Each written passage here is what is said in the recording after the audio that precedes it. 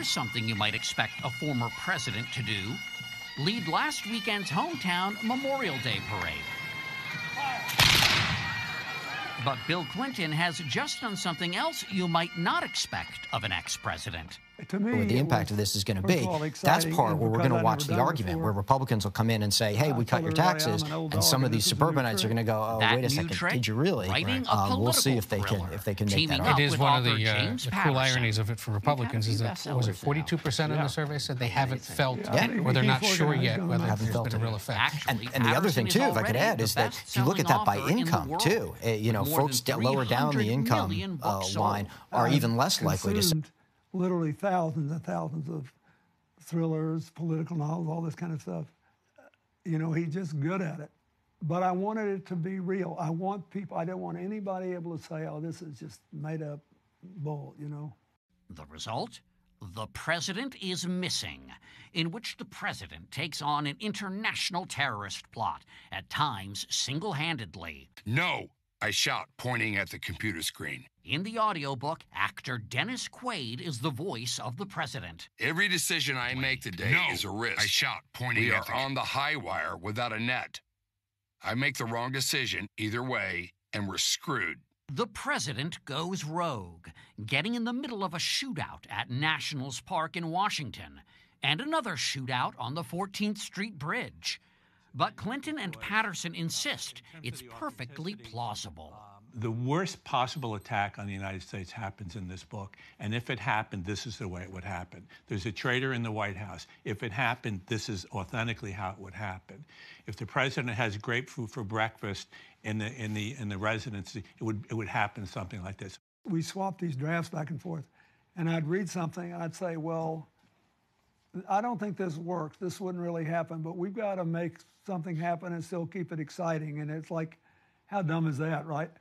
The terrorist's weapon is a cyber attack that could wipe out our entire country's internet, and with it, the systems that control virtually everything. I'll say it to anyone, I say. Whoever is responsible for this virus, we will find out who did this. And if that virus detonates, we will consider it an act of war. Clinton and Patterson see it as not just a page-turner, but as a warning about dangers they say we only got a taste of during the 2016 election. We got a real serious problem with this cyber terrorism that could go way beyond fixing the elections. And those problems will happen faster if we allow our elections to continue to be tampered with by others. Do you think there was any tampering in 2016 with results? I don't know. I don't know. You look at our defense budget, and we've got this much spent on let's stop bombs and this much spent on let's deal with cyber terrorism, and it should be the opposite. Right, because you described water supply, I mean, obviously financial systems, all these things that are vulnerable hospital records. Hospital records. There's nothing. I want Americans to be reading this book thinking, God, let's see, I've got a bank account, I've got a savings account, I've got a 401k. The book is written from the point of view of the president. I think a lot of people are going to read this book and think, oh, this is President Bill Clinton. We didn't design him to be me, but he doesn't say things that I think are false. He says things that I think are true to himself, things he believes.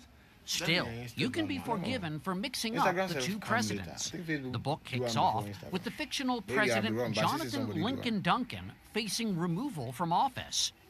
Listen to me, I'm going to say this. You'd think impeachment would be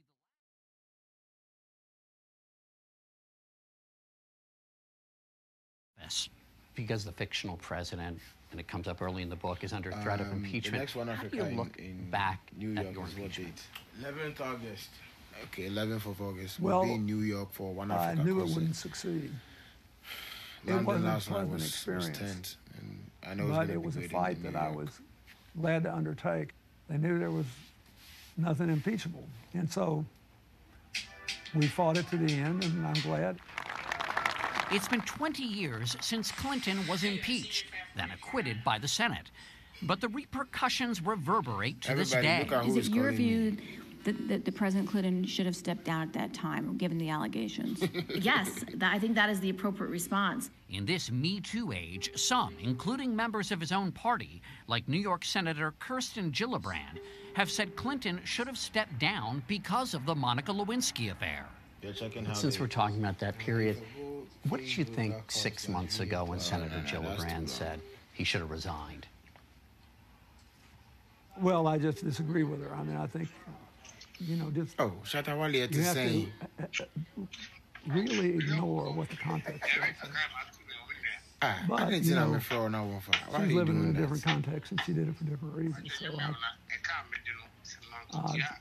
but I just disagree with her. As for the investigation led by Robert Mueller, swirling around the current commander-in-chief. We now call it Spygate. Do you think that the press has been fair to President Trump?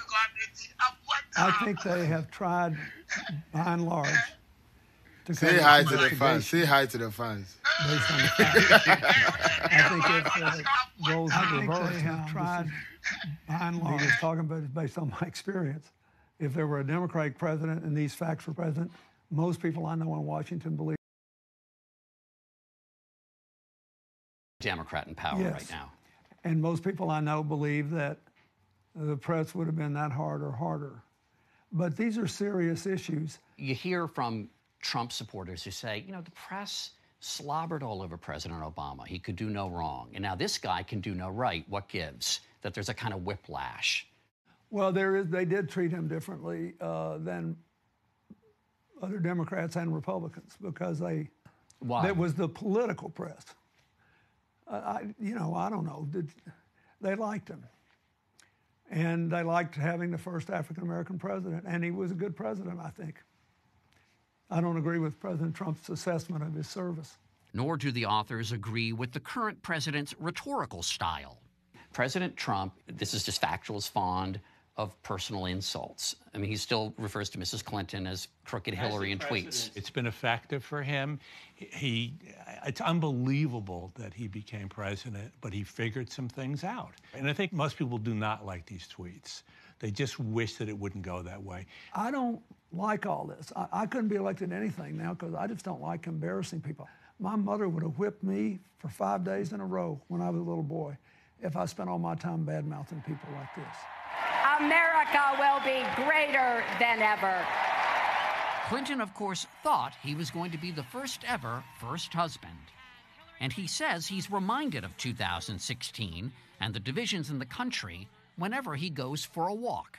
There's a Trump supporter here in town that I walked past his house with my dogs. He had a lock her up poster in his front window, and I said to him, I hope you're going to make those. If you're going to do that to my wife, you make sure the prisons are comfortable because you're going to have a lot of company of your supporters in there. Right. And you know what he said? I was just trying to be civil to him. And he said, Obama and Hillary started the second Civil War. So there's division.